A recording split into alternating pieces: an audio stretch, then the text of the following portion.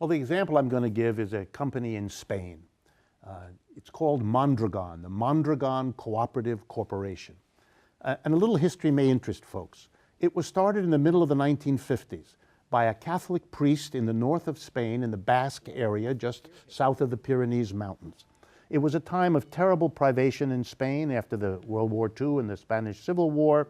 There was terrible unemployment in this area, and the Catholic priest decided that one way to deal with unemployment was not to wait for a capitalist employer to come in and hire people, but to set up cooperatives. And he began with 6 parishioners in his Roman Catholic Church to start a co-op. Okay, this is 1956. Let's fast forward to 2013. That corporation now has over 100,000 employees. It has been a success story of gargantuan proportions. It is a family of co-ops within this large corporation. In most of these co-ops, the workers make the decisions of how this cooperative works. So let me give you an idea of how successful they've been. They partner with Microsoft and General Motors in their research labs because Microsoft and General Motors want to tap into their creative way of running a business. They have a rule that nobody can get more than 6 times what the lowest paid worker in an enterprise gets. The typical situation in a major American corporation is that the top executives gets 300 or 400 times what the lowest paid worker does. So they have solved the equality problem in a dramatic way for 120 roughly 1,000 people. There's a concrete example of how you can make a cooperative, democratically run enterprise successful, growing, and becoming a powerful community force. There is Arizmendi, the name of that priest in Spain. There's the Arizmendi bakeries, 6 of them in the Bay Area that are all run as cooperatives. And they run it as a worker-directed enterprise. They've been very successful. Their commitment, number one, is not profit. Their commitment, number one, is not growth. Their commitment, number one, is to their people. A union, in its negotiations with an employer, currently is limited, in most cases, to asking for better wages, better working conditions. Imagine with me for a moment what it would mean if the unions developed a new strategy. Let's call it a 2-track strategy. On the one hand, you continue bargaining with your workers for better conditions from your employer. But on the other hand, you do something else. You begin to train workers to become able to run their own enterprises and to have a whole new bargaining chip when you confront an employer.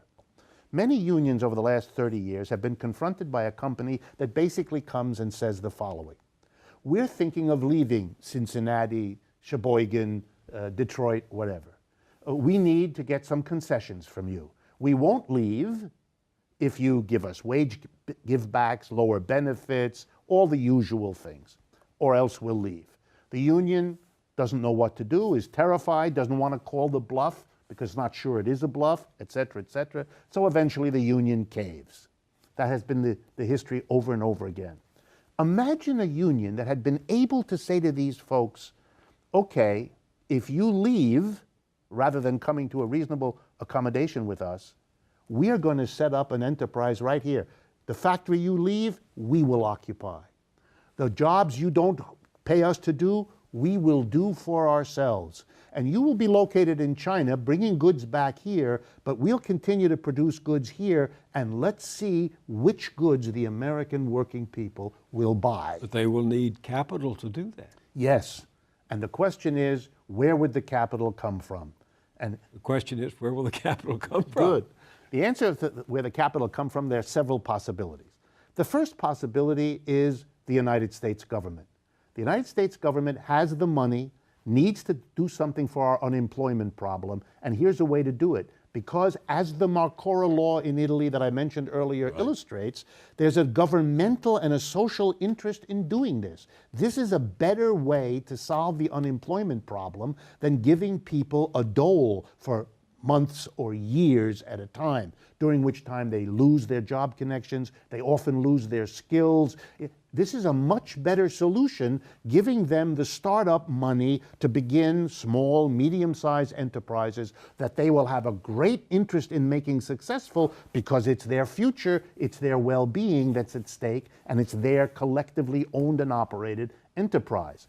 Well, why in the world don't we have a cooperative business administration providing startup money and technical help so that these kinds of enterprise, particularly helping unemployed people, could begin not only to help them and to help our economy, but again, to provide that freedom of choice for Americans so we can all see how these enterprises work and make a collective decision whether we'd rather have an economy more of them than of the old capitalist type. And again, I think that the capitalists would be surprised by how many of us would choose that other route, and that would be a way to get it going.